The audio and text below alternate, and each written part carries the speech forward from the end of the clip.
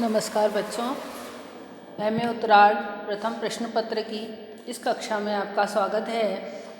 गद्य साहित्य के अंतर्गत आपके पाठ्य पुस्तक कथा क्षितिज में से आज हम इन्हें भी इंतज़ार है कहानी पर चर्चा करेंगे। कहानीकार हैं डॉक्टर शिव प्रसाद सिंह। शिव प्रसाद सिंह का जन्म 19 अगस्त 1928 को जलालपुर जमनिया बनारस में हुआ था।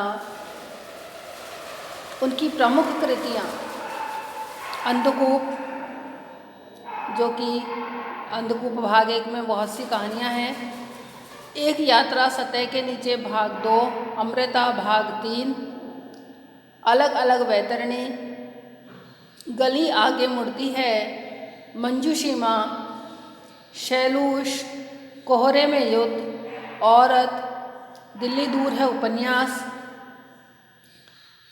ये सब हैं। मानसी गंगा, किस किस को नमन करूं, ये संपूर्ण निबंध 2 खंडों में है। कीर्ति लता और अभट्ट भाषा, विद्यापति, आधुनिक परिवेश और नवलेखन, और आधुनिक परिवेश और अस्तित्ववाद, इनकी आलोचना संग्रह के अंतर्गत लिखी हुई आलोचनाएं हैं, समीक्षाएं हैं। तो बच्चों, जहाँ तक इस कहानी का प्रश्न है, इन्हें भी इंतज़ार है। यह एक सामाजिक परिवेश पर लिखी हुई कहानी है। इस कहानी में एक अत्यंत निर्धन डोम जाति की युवती का चित्रण है और इस कहानी का प्रारंभ प्लेटफॉर्म से होता है। उस प्लेटफॉर्म पर सेकंड क्लास के आगे एक भीड़ जमा हुई है, बहुत सी भीड़ जमा हुई है और लोग बुरी तरह से वहाँ पर चिल्ला रहे हैं। इतने में ही देखते हैं कि एक लंबा तगड़ा आदमी अपने पसीने से तर मुंह पर ताड़ की पंखी से हवा करते हुए बहुत खुशी के साथ चिल्लाता है कि वहाँ गजब की हसीन है, गुदड़ी में कहीं लाल छिपता है। अर्थात वहाँ पर एक युवती है और उस युवती को कोई भी सहारा देने के स्थान पर उसे देख रहा है और कह रहा है कि वह गजब की हसीन है। जब लेखक उसको देखते हैं तो वे उसे पहचान जाते हैं कि वह जो युवती है वह उसके लिए अपरिचित नहीं है, बल्कि वह उस युवती से वो बहुत पहले से परिचित है। और उसे फिर याद आता है उस युवती के बारे में कहा जा रहा है कि वह सेकंड क्लास के डिब्बे में घुस गई थी और उसको किसी ने धक्का दिया पैदाने में फंस करके और वह गिर गई। जब वह पास जाकर के देखते हैं लेखक, तो देखते हैं कि एक पतली दुबली सी औरत भीड़ के बीचों बीच गिरी हुई है। अब उसे होश भी आ गया है। अपनी फटी और मैली साड़ी से सिर और छाती को ढकने की असफल कोशिश कर रही है। भीड़ में खड़े लोगों के ऊपर उसने एक नज़र डाली। उसकी आंखों में न आंसू थे न मटमैली सफ़ेद आंखों के कोने तकलीफ और शर्म के मारे अजीब तरह से खिंचाए थे। अर्थात उसकी आंखें किसी भी पूर्णतया शून्य को निहार रही थी। वो देख रही थी, लेकिन देख करके भी उसके मन में उस भीड़ को देख करके कोई भाव उत्पन्न नहीं हो रहा था। उस औरत को देखते ही लेखक पहचान गए, लेकिन उसको पहचानने के बावजूद लेखक किसी व्यक्ति के पीछे हो लिए कि कहीं ऐसा ना हो कि वह युवती भी उन्हें पहचान जाए और वह उन्हें पहचान करके कुछ बोलने लग जाए। यानी कहने का आशय यह है कि लेखक का ये मानना है कि हम यदि किसी को असहाय अवस्था में देख भी लेते हैं, निर्धन व्यक्ति को, विक्षिप्त सी युवती को, तो हम उसकी मदद इसलिए नहीं करते कहीं हमें पहचान न ले और सबके सामने हम अपमानित ना हों। उसे देखते ही उसका युवती का नाम याद आ जाता है कि यह वही कबरी है।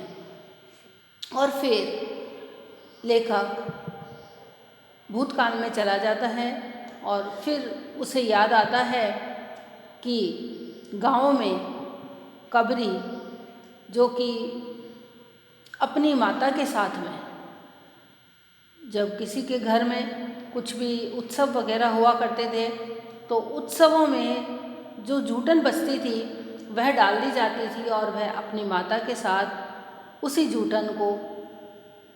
जूठन में से कुछ ऐसे टुकड़े जो कि थोड़े साबुत होते थे उठा उठा करके खाती थी।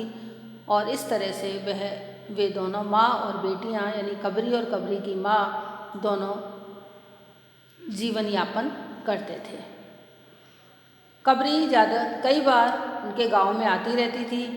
जन्म का उत्सव हो, मरने का श्राद्ध हो, वो कबरी अपनी बूढ़ी माँ के साथ ज़रूर ही दिखाई दे जाती थी। और वह कचरे में पड़ी हुई पत्तलों को उठा करके और वह खाती रहती थी। बड़ा अच्छा वर्णन किया है कि जीवने वालों की पाते बैठती, खाकर उठती, बारी या नाई के झूठे पत्तल उठाकर कबरी और उसकी माँ के सामने फेंक देते। कबरी बगल से सोटा खींचकर चौकन्नी खड़ी हो जाती। पत्तल पर टूट पड़ने के लिए उतारू कुत्तों को वह सोटा हिला हिलाकर धमकाती और उसकी माँ झूठे पत्तलों से पूड़ियों के टुकड़ों, बची कुची तरकारियों, मिठाइयों के चूरे और दही चीनी के सीरे को काच काच कर अलग अलग हांडियों में जमा करती जाती। तो यहाँ पर यह बताया है कि जो छोड़ी हुई जूठन है उसके लिए एक और जब कुत्ते लपक रहे हैं तो वहाँ पर हम मनुष्यों में ही एक ऐसे कहना चाहिए कि असहाय मनुष्य हैं, ऐसी असहाय युवती और उसकी माता है कि वे इस जूठन पर पलने के लिए मजबूर हैं। यह हमारी सामाजिक व्यवस्था का चित्रण है। खाना बटोर बटोर करके वो दोनों जीवन यापन करती थी और जीवन यापन करते करते ही उसने एक बार देखा कि झूठे पत्तलों का खाना बटोर बटोर करके ही कबरी को 3-4 बरस बाद में जब भाई की शादी में लेखक ने देखा, उसे एकदम यकीन नहीं आया कि इस तरह झूठा खाना खा कर के भी कबरी इतनी सुंदर कैसे लग रही है। क्योंकि युवा अवस्था थी, उसका सुंदर लगना स्वाभाविक था, लेकिन वह गंदे कपड़ों में भी बहुत ही सुंदर लगती थी, जिसका कि चित्रण लेखक ने अपनी अपनी कहानी में कहानीकार ने किया है। धीरे धीरे उसकी माँ ने पर्वों में, उत्सवों में आना छोड़ दिया और फिर एक दिन जब लेखक को वह मिली तो वह अपने पति के साथ, अर्थात उसका विवाह हो चुका था और उसके पति का नाम मंगरा था। मंगरा की उम्र 20-22 के लगभग की उम्र थी। काला था, तंदुरुस्त था, हंसमुख था। वो दोनों गांव में आते थे। गांव-गांव में घूम करके रसवेनियाँ, बाँस की फिरकियाँ, डाली, मोहनी आदि बना करके बेचा करते थे। गांव के बच्चे उसके प्रति आकृष्ट होते थे और जो युवक थे वो उससे छेड़खानी करने से भी बाज नहीं आते थे। और जब वो उससे छेड़खानी करते थे तो उसका पति मगरा अत्यंत क्रोधित होता था। अर्थात जो उसका पति था मगरा, वह उसकी बहुत ज़्यादा कहना चाहिए कि उसका बहुत ज़्यादा ध्यान रखता था और हालांकि उसका किसी के द्वारा किए हुए मजाक का वह विरोध तो नहीं कर पाता था, किंतु उसके हाव भाव से ऐसा लगता था कि मानो वह बहुत ज़्यादा क्रोधित है। और धीरे धीरे वो रंगीन रसपेनियाँ बनाते बनाते वह बड़े आराम से दोनों पति पत्नी जीवन यापन करने लगे। हंसमुख थे, दोनों ही हंसमुख थे और दोनों ने ही क्योंकि एक धंधा संभाल लिया था और धंधा संभालने के कारण उनका जीवन यापन बहुत अच्छी तरह से हो रहा था। उसके बाद वह दादा की मौत के बाद होने वाला जो श्राद्ध था उसमें वे मिले। डोमों और कन्नरों की भीड़ों के बीच में वो भी मिले और वहाँ पर भी उन्होंने देखा कि मंगरा मंडली के बीच में खड़ा होकर के खंजड़ी बजा करके गाता था और कबरी उसके चारों तरफ मोर की तरह पंख फुलाए नाचा करती थी। विवाह के समय भी थोड़े दिन बाद लेखक उससे फिर मिलता है, यानी बार बार जब वो मिलता है लेखक तो कबरी के जीवन में कोई ना कोई परिवर्तन हो गया होता है। पहले वह अपने माता के साथ झूठे भोजन को खाया करती थी, विवाह के बाद अपने पति के साथ में अच्छे से वह जीवन यापन करने लगी, अत्यंत प्रसन्न रहती थी, खुश रहती थी। एक समय जब वह मिली तो उस समय आषाढ़ का महीना था और कबरी आदमियों के भीड़ से हट करके रास्ते के एक तरफ मैली चादर फैलाए कबरी बैठी थी और गंगा नहा करके मंदिर जाने वाले यात्रियों से एक आध पैसे या मुट्ठी भर चावल की भीख मांगती थी, जो कि आने जाने वाले यात्री या तो उस चादर पर चावल डाल देते थे या कुछ पैसे डाल देते थे और कबरी उनको उठा करके चादर में रख लेती थी। चावल के जो दाने थे वो यदि इधर उधर बिखर जाते तो उन्हें भी वह बीन बीन करके रख लेती थी। कहने का आशय यह है कि उसके लिए वे चावल के दाने कितने अनमोल थे। और जैसा कि मंगरा से विवाह के बाद जब मंगरा और कबरी दोनों साथ आते थे वह अत्यंत खुश लगती थी, लेकिन अब जब लेखक ने देखा तो वह अत्यंत दुखी हो गई थी और अत्यंत दुखी दिखाई दे रही थी। उसे लेखक को बड़ा आश्चर्य हुआ। उसने पूछा कि आजकल मंगरा नहीं दिखता। तब उसने जवाब दिया कि वह मर गया। पूछने पर उसने बताया कि वह कफन खसोटी करने गया था, अर्थात ये जो धंधा चल रहा था उसका मानना था कि इस धंधे में गुजर बसर आराम से नहीं होती है और जब गांव में हैजा फैला तो बहुत से लोगों की मृत्यु हुई और जब मृत्यु हुई तो लोग नदी के किनारे ही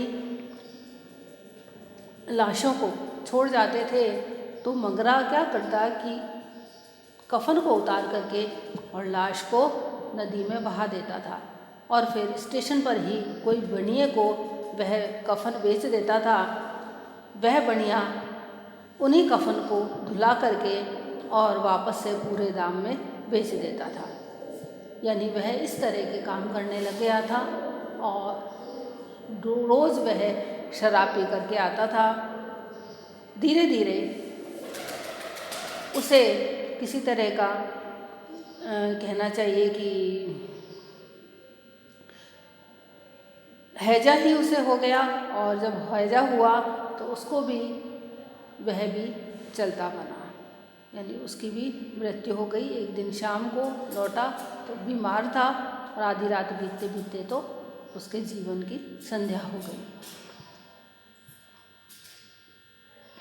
जब उससे कहा गया कि डोमों को झूठा खाने की आदत है और तो मैं अब कमा करके किस प्रकार से हूँ, जब लेखक ने कहा कि तुमको कमाना चाहिए तो उसने कहा कि जब डोमों को झूठा खाने की आदत है और झूठा हम बिना बना हुआ अन्न भी नहीं लेते हैं, अन्न भी लेते हैं तो पका हुआ लेते हैं, क्योंकि पीसने कूटने को कुछ हो तो ही हम कुछ चलाएं ना, खाली चक्की लेकर भी हम क्या करेंगे। यानी 2 रोटी तो कहीं भी मिल जाती है, लेकिन बाँस की डाली मोहनियों से यही बहुत है। खाली पेट एक गांव से दूसरे गांव घूमते रहते हैं और ताल पोखर का जो पानी है वह भी सूख करके कीच बन चुका था। मंगरा की मौत के बाद में लेखक ने कबरी को कई बार देखा। उसके एक बेटा भी था और वह बंदरिया की तरह अपने गोद में दुधमुहे बच्चे को चिपकाए हुए स्टेशन के आसपास चक्कर लगाती थी और स्टेशन पर बैठ करके ही वह भीख मांगा करती थी। भीख में जो कुछ भी मिल जाता था उसी से वह अपना जीवन यापन करती थी। जब लेखक ने उससे कहा कि तुम यह भीख क्यों मांगती हो, तो उसने कहा कि क्या करूं सरकार। सूखे और बाढ़ से, यानी उस समय की स्थिति का चित्रण भी लेखक करते हैं कि उस समय किस तरह से सूखे और बाढ़ के कारण गृहस्थ वर्ग जो था उसकी हालत भी तबाह हो गई थी। जब उनके खुद के पास ही अनाज नहीं था तो कौन इन चीज़ों को खरीदेगा, कौन बच्चों के लिए चीज़ें खरीदेगा, और ये जो डाली गौरी है यह भी कौन खरीदेगा, अर्थात बाँस से बनने वाली चीज़ें हैं उनको कौन खरीदेगा। जब किसी के पास खाने के लिए ही नहीं होगा तो वह ये ऐसी चीज़ें कोई भी नहीं खरीदता है। इसलिए उसने ये धंधा भी बंद कर दिया और वह केवल भीख के बल पर ही अपना जीवन यापन करती थी। उसका मानना था कि अपने मांस के टुकड़े का रोना नहीं देखा जाता बाबूजी, अर्थात बच्चा जब रोता है तो मुझसे देखा नहीं जाता, इसीलिए रोती हूँ, गिड़गिड़ाती हूँ, किसी को दया माया उपजी तो ढेला पैसा फेंक देता है, बस किसी तरह इसे जिलाए जा रही हूँ। इस बार भी लेखक असहाय सा कुछ उत्तर नहीं दे पाया, क्योंकि गांव की हालत जो उसने बताई थी वह सही थी। अकाल के दिनों में उसे रोटी कौन देगा, यानी गांव में यदि वो रहे भी तो उसे कोई रोटी नहीं देगा। शादी ब्याह वगैरह भी अकाल के कारण अगले सालों के लिए टाल दिए गए और यहाँ तक कि भगवान से ये शुक्र मनाते कि कोई बूढ़ा बूढ़ी भी इस साल में ना मरे, क्योंकि श्राद्ध के लिए भी अनाज वहाँ पर नहीं था। तो कुछ दिन इसी तरह वह स्टेशन पर भीख मांग करके अपना जीवन यापन करती थी। लेकिन एक दिन जब लेखक से फिर वह मिली तो वह उसे देख करके बड़ा आश्चर्य हुआ। उसके बाल बिखरे हुए थे, साड़ी कई जगह से फटी थी, हाथ में पैर में खरोंच के लाल निशान उभर आए थे और उसे देखा तो वह एकदम पागलों की तरह से चिल्लाने लगी कि हट जाओ, तूफान आ रहा है, तूफान आ रहा है। जब लेखक ने पूछा कि इसे क्या हो गया तो एक वृद्ध व्यक्ति ने बताया कि पागल हो गई है बाबू, 2 दिन से इसकी यही हालत है। इसका लड़का था ना, वो कल मर गया निमोनिया से। अर्थात उसका जो एक पुत्र था जिसके लिए कि वह भीख मांगती थी, जिसे वह बहुत ज़्यादा प्यार करती थी, जब वह मर गया तो उसकी स्थिति बिल्कुल पागलों की तरह हो गई। उसने हाथ का इशारा करके किया, मैंने देखा बावली के किनारे की सिरकियाँ उजड़ गई हैं, तीलियाँ बिखर बिखर कर बावली के पानी में मरी हुई मछलियों की तरह तैर रही हैं। तो पिछली बारिश से ने अपना सारा जोर इन गरीबों की मड़ाई पर ही आजमाया। और फिर अपने बालक को मरा हुआ देख करके कबरी एकदम विक्षिप्त सी हो गई और उस विक्षिप्त अवस्था में लेखक ने उसे देखा और फिर वह धीरे धीरे वापस से उसी प्लेटफॉर्म पर भीख मांगना प्रारंभ करती है और भीख मांगती रहती है। कहानी का अंत भी इसी तरह होता है कि वह धीरे से हाथ का सहारा लेकर उठी, एक उछटी नज़र अपने घायल पैरों पर डालकर लंगड़ाती हुई चली और प्लेटफॉर्म के दूसरे छोर पर पुल पर ले जाने वाली सीढ़ियों के पास बैठे अंधे, अपाहिज, गूंगे, अपंग भिखारियों की भीड़ में मिल गई जो किसी दूसरी गाड़ी के आने का इंतज़ार कर रहे थे। तो बच्चों, ये कहानी इन्हें भी इंतज़ार है। इस कहानी का मूल भाव यही है कि किस तरह हम गाड़ी का इंतज़ार करते हैं। स्टेशन पर यात्री खड़े होते हैं और वे भी गाड़ी का इंतज़ार करते हैं, लेकिन वे गाड़ी का इंतज़ार इसलिए करते हैं कि उन्हें उस गाड़ी के द्वारा एक स्थान से दूसरे स्थान पर जाना होता है। लेकिन यह इसी समाज में, हमारे ही समाज में एक ऐसा वर्ग भी है जो कि गाड़ियों का इंतज़ार इसलिए करता है कि कुछ मुसाफिर आएँ और उनको कुछ भीख दे जाएं। तो यहाँ पर ये जो सामाजिक विडंबना है, सामाजिक जो एक कहना चाहिए कि यथार्थ है, एक सच्चाई है, एक कटु सच्चाई जो हमारे सामने आती है, उसका चित्रण यहाँ बहुत ही अच्छे तरीके से किया गया है। तो बच्चों, यह कहानी आपको अच्छी लगी होगी और समझ भी आई होगी। आज के लिए बस इतना ही। धन्यवाद।